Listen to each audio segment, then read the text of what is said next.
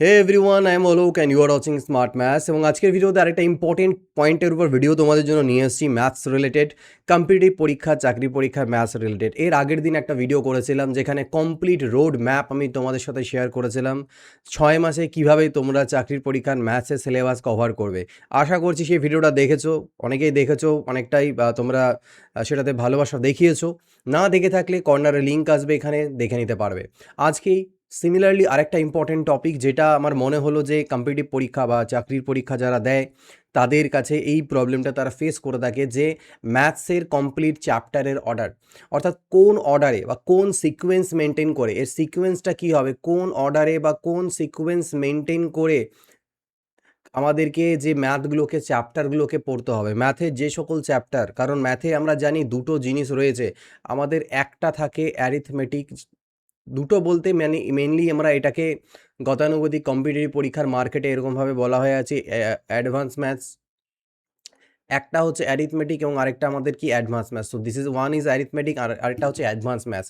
তো এই দুইয়ের থেকে যে চ্যাপ্টারগুলো রয়েছে সেই চ্যাপ্টারগুলোকে কীভাবে কভার করবে, তার সিকোয়েন্স কী হবে, তো চলো আজকে ভিডিওতে দেখে নিই, যাতে পরে এই সিকোয়েন্সটা মেনটেন করলে তোমরা ম্যাক্সিমাম আউটপুট পেতে পারো। দেখো, অ্যারিথমেটিকের যে চ্যাপ্টারগুলো রয়েছে, এবার তুমি প্রথম গল্প হচ্ছে যে তুমি প্রথমে অ্যারিথমেটিক দিয়ে শুরু করবে নাকি অ্যাডভান্স ম্যাথস দিয়ে শুরু করবে, depends upon you and your teacher. কার কাছ থেকে পড়ছো, কোথার থেকে পড়ছো বা নিজে পড়ছো, তার উপর ডিপেন্ড করে।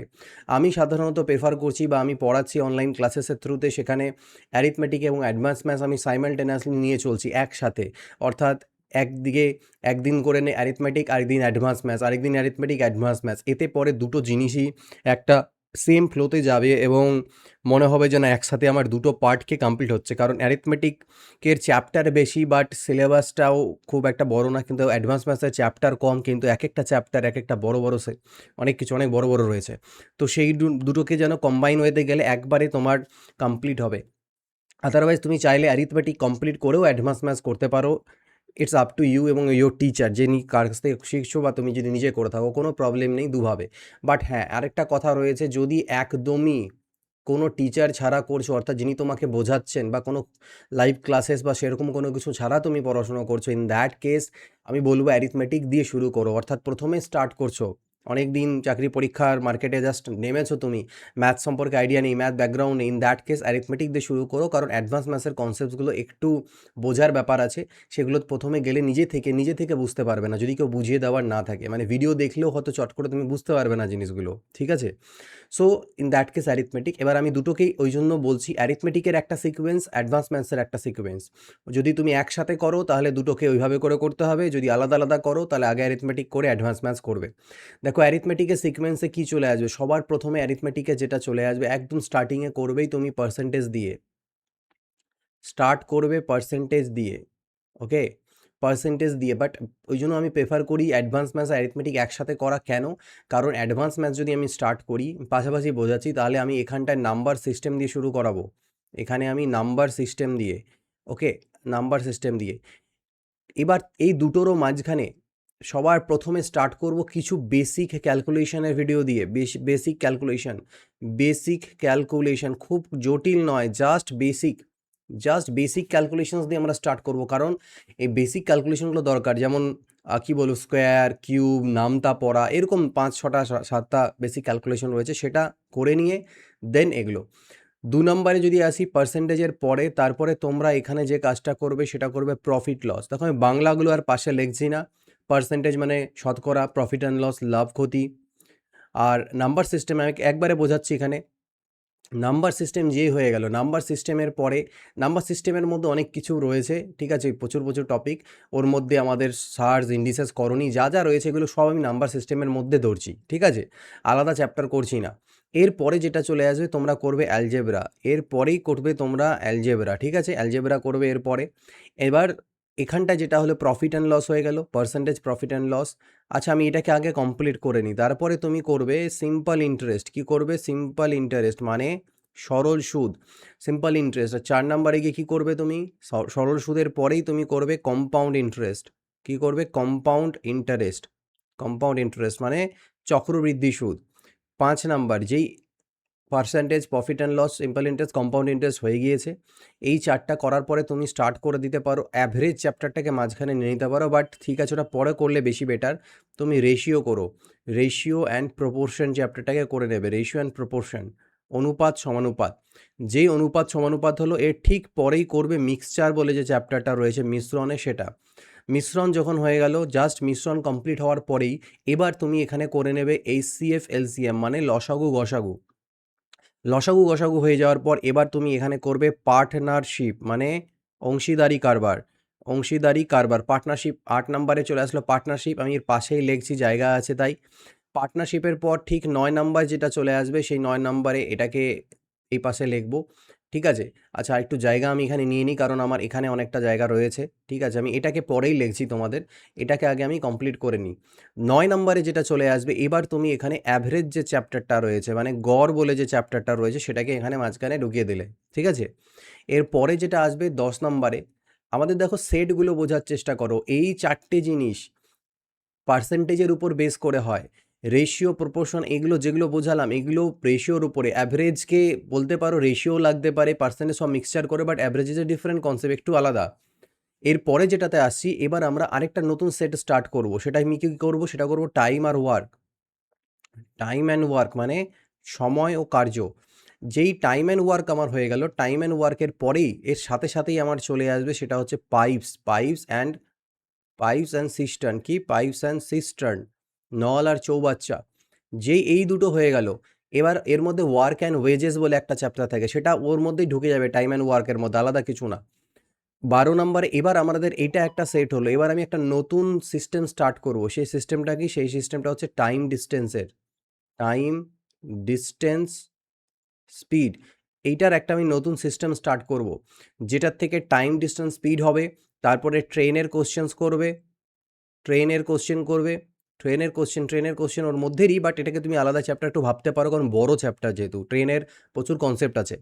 এরপরে তোমার আসছে বোট স্ট্রিম মানে নৌকা স্রোত, এবং রেস বলে একটা চ্যাপ্টার হয়, বাট রেসের আলাদা চ্যাপ্টার ধরার দরকার নেই, রেস এর মাঝখানে ঢুকে যাবে টাইম ডিস্টেন্স স্পিডের মধ্যে। তো মোটামুটি এই 12, 13, 14টা আমাদের এখান থেকে চ্যাপ্টার থাকলো। আর কোনো অ্যাজ সাচ অ্যারিথমেটিকের মধ্যে বলবো না। হ্যাঁ, এবার অ্যারিথমেটিক, অ্যাডভান্স ম্যাথস আর কিছু এক্সট্রা মিসসেলেনিয়াস বলেও কিছু জিনিস রেখে দিলাম পাশে আমি। তো বেসিক্যালি এই দুটো এখান থেকে মোটামুটি এই কটা চ্যাপ্টার তুমি করবে।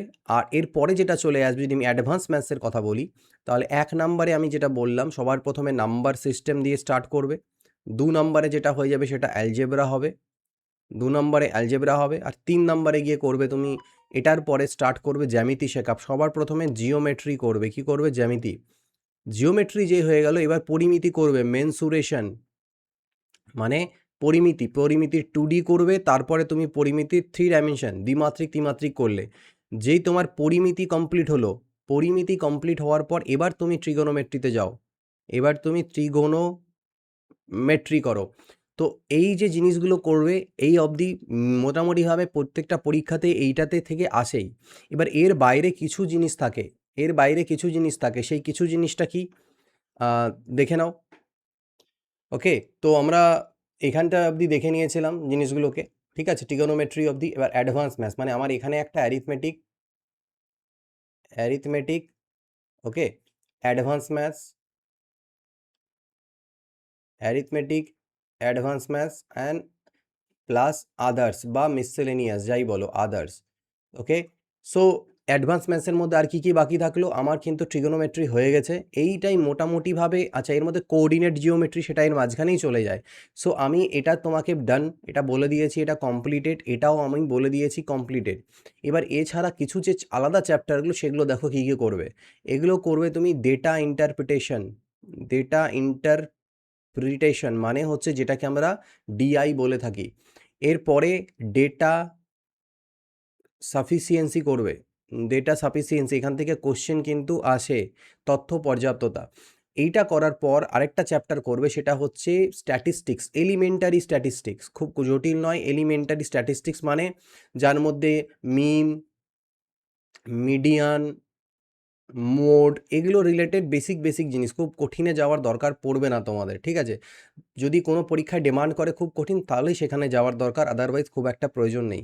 এই 3টে চ্যাপ্টার করার পর তারপরে যদি মনে হয় যে তোমার যে পরীক্ষা দিচ্ছ সেখানে লাগে, তাহলে করে নিতে পারো প্রবাবিলিটি করতে পারো, এবং তারপরে গিয়ে তুমি লগারিদম করতে পারো। লগারিদম হঠাৎ আসে, বাট আসে না খুব একটা, আসলে আসতেও পারে, তারপরে এটা করে নেবে।